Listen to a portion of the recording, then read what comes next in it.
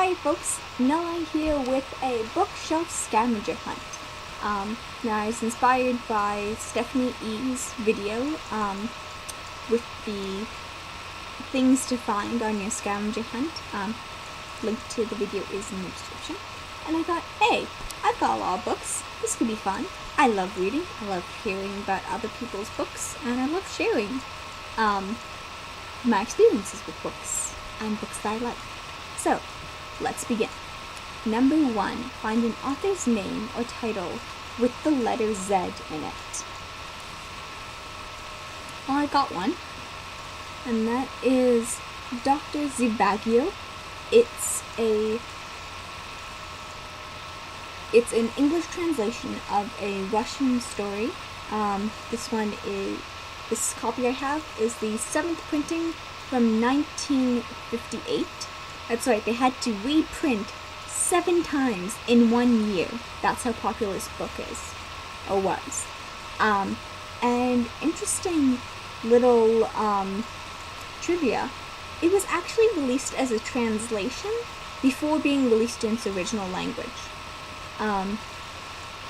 Also, little side note, I haven't gone around to reading this book yet. I have to be in a very particular mind frame to read Russian literature, particularly Russian literature dealing with political themes of any nature. And I just haven't really been in that mind frame to be able to read this and to appreciate it. But it does have a Z in it, so that's one thing off of the list. Next, find a classic. How's Anne of Green Gables for a classic? Written in 1908, beloved across the world, really. Anne of Green Gables is a very popular character in Japan, for instance. I find that Anne is just such a relatable character. She's very imaginative. She's a bit on the weird side. More than a bit on the weird side. But she is very sweet, nonetheless. And this is just a really nice story. And it's a Canadian classic for a reason. It's actually one of the few classics I like. Which I know it sounds a bit scandalous considering how much I love reading and how much I love writing and the English language and books and old books and history. But there's a number of the classics that I just can't get through. Most notably, Jane Austen. I understand a bit the appeal of her. I would like to be able to enjoy her work, but I can't. It's not my cup of tea. There's something about the prose that just makes me disconnect. It's the same thing I had with Wuthering Heights when I attempted to read that. I couldn't get through it. It was a chore for me to get through it. Anne of Green Gables is not like that. It's not. Next, find a book with a key on it. I don't have any. I've read books with keys on them, obviously, like everyone has, but I don't have any.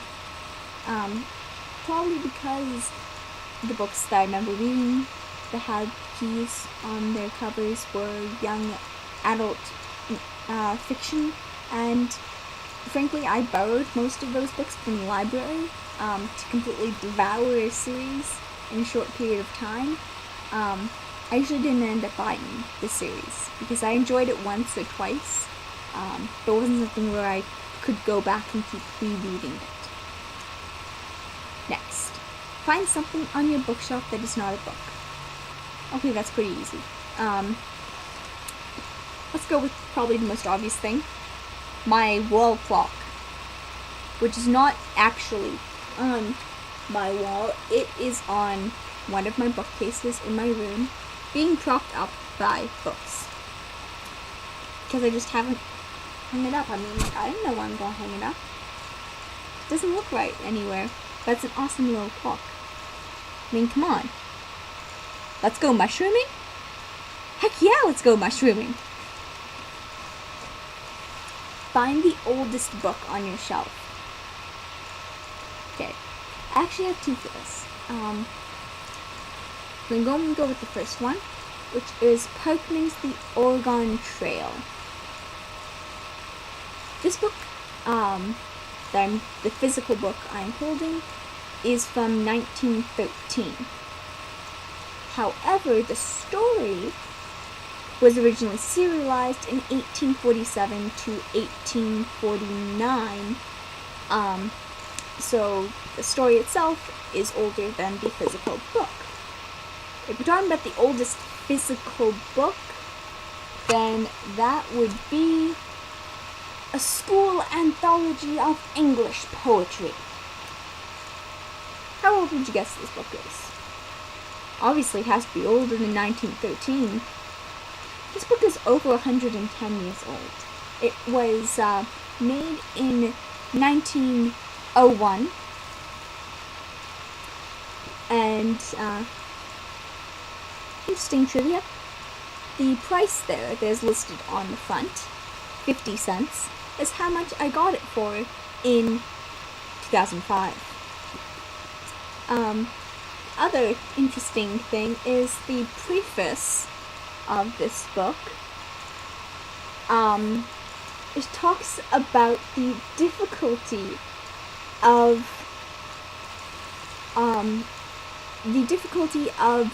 teaching young people poetry in a classroom setting, which is a struggle every English teacher knows. I thought it was kind of interesting that even back in 1901, that was a challenge. So much so that their textbook for the students actually addressed the issue. Find a book with a girl on the cover. Well, I've got Pippi Longstocking here with the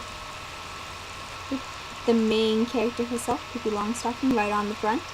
I love Pippi Longstocking, and I loved her as a kid, and I still love her. I have to say, I didn't realize it for a while, but she really influenced my writing as a kid, and not really the writing so much as the characters themselves. Whenever I look at the illustrations of Pippi, I immediately think, even now, of a number of my characters that are quite young or young at heart, and just how much they have in common with her. Next, find a book that has an animal in it. Okay. Well, I've got the Triumph Book for Boys. The Triumph Book for Boys is a very thick book. That's a sort of compilation of, it's a compilation of fictional stories written for young English boys to teach them how to be good English men. And this, of course, features a lot of dogs and horses. A lot. Interesting side fact, this book here actually belonged to my grandfather and his 4 brothers. It was a Christmas gift to them in 1938 from their cousins in England. And we still have it. We actually have 2 of their gifts. Next, find a book with a male protagonist. I don't have a lot of them. Most of my books tend to be, or the books that I've kept rather, non-fiction, or have a female protagonist. Now if there's anything wrong with the male protagonist, I just prefer female protagonists. That being said, I do have the Harry Potter series. So this is my necessary book with a male protagonist. Next, find a book with only words on it. There's this one. The Man Who Mistook His Wife for a Hat and Other Clinical Tales. This is actually a really interesting nonfiction read. However, the writing is very dry, clinical, and analytical at times, which makes sense. The author, Oliver Sacks, is a neurologist, and the reason why it says clinical tales is these are all about patients of his who had very rare psychological and neurological issues. It's a fascinating read if you have any sort of interest in that field, but it can be rather dry at times. Find a book with illustrations in it. I have a few. They're mostly children's books that I've kept because, well, they're children's books that were read to my aunts and uncles, that were read to me and my sister, and frankly, they're books I'd like to read to my nieces and nephews and future children, especially this one. This is the Best Loved Doll. I wasn't sure if I was going to show you guys this one or the Velveteen Rabbit, but I figured a number of you are probably familiar with the Velveteen Rabbit, but not so much with this book.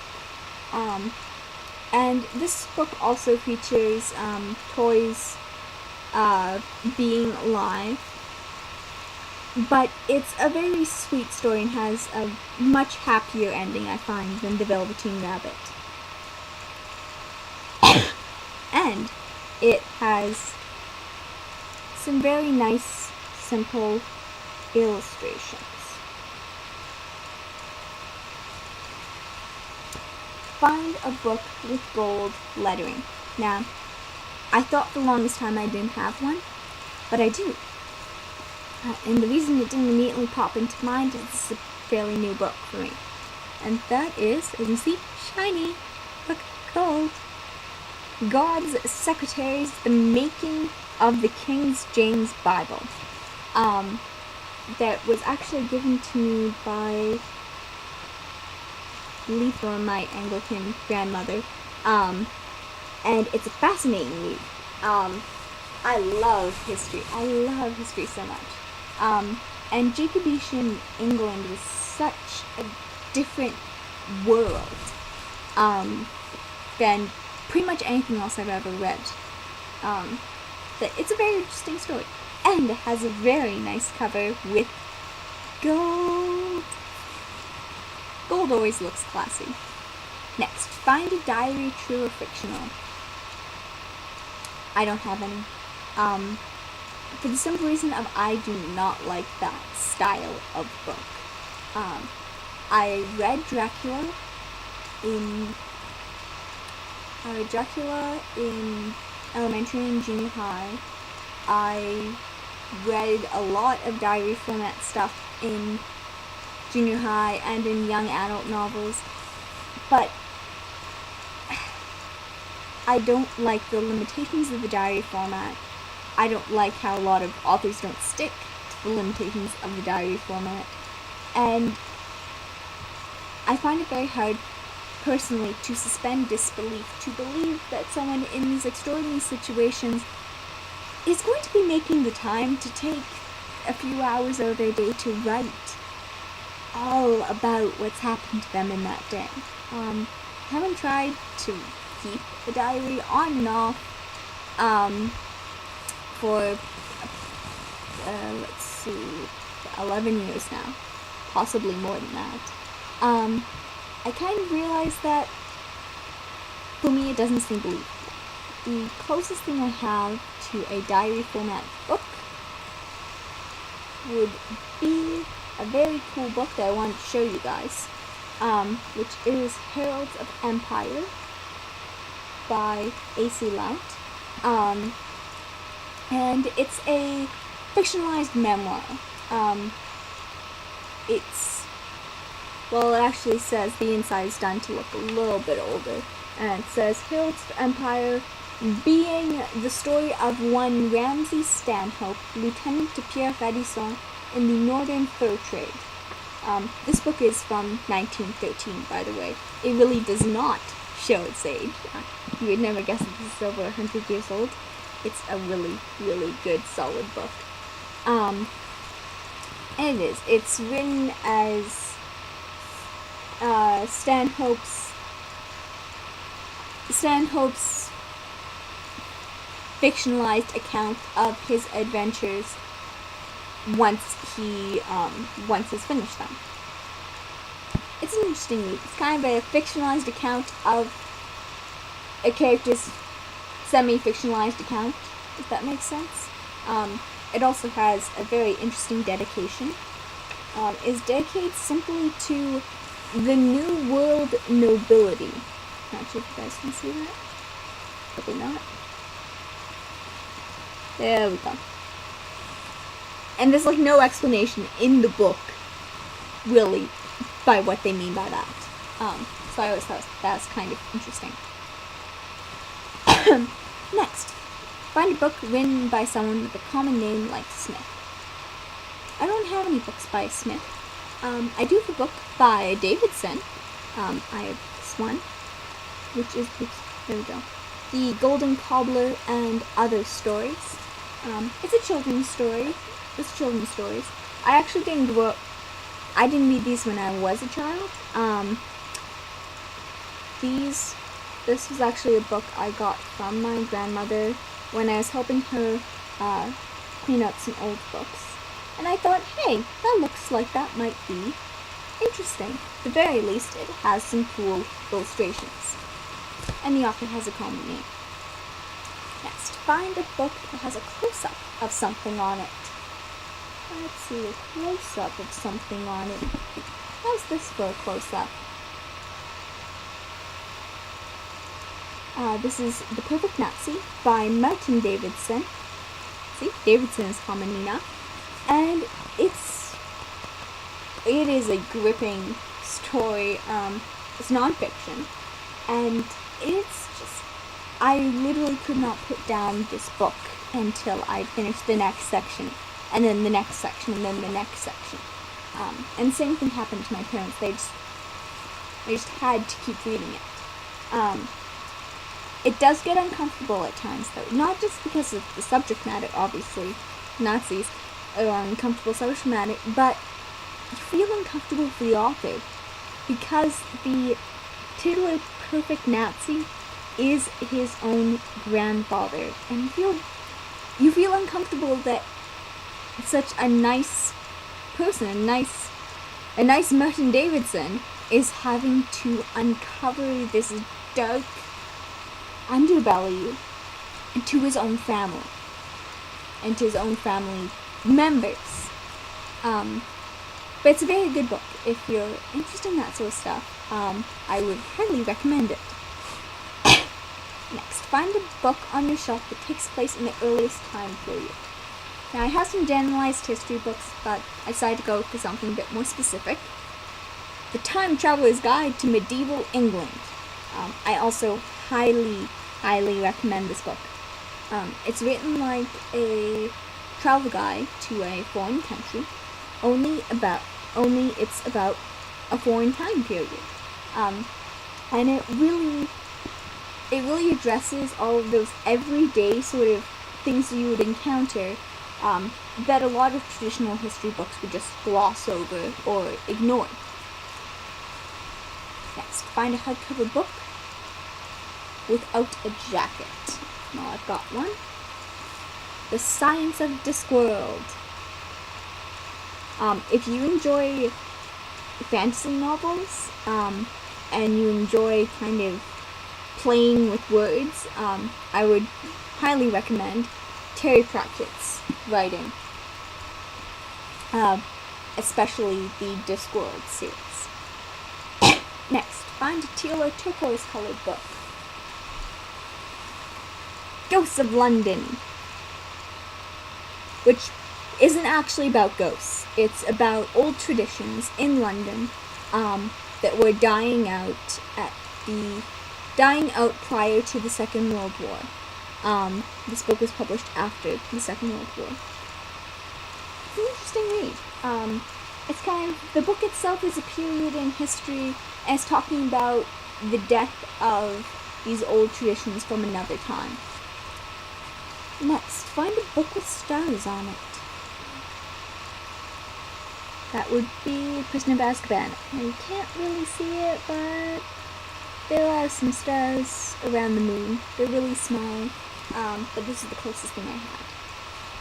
And find a non-young adult book. Like I said, that could be pretty much any book off of my shelves, because I don't have a lot of young adult books anymore. Mine are non-fiction, usually history related in some nature. But I decided I'd show you, a fond childhood memory. The Very Hungry Caterpillar. This book is amazing. I was read this book. I've read this book to kids, and much like The Best Loved Doll, I hope to read this to my future children and future nieces and nephews, etc., etc. Because this book is so good that I just want to share it with everyone. And that's it. Now, if you excuse me, all this talk of books has made me want to pick up a good thick book of my own, flip to a random page, and read it. So, with that, I bid you adieu. Bye.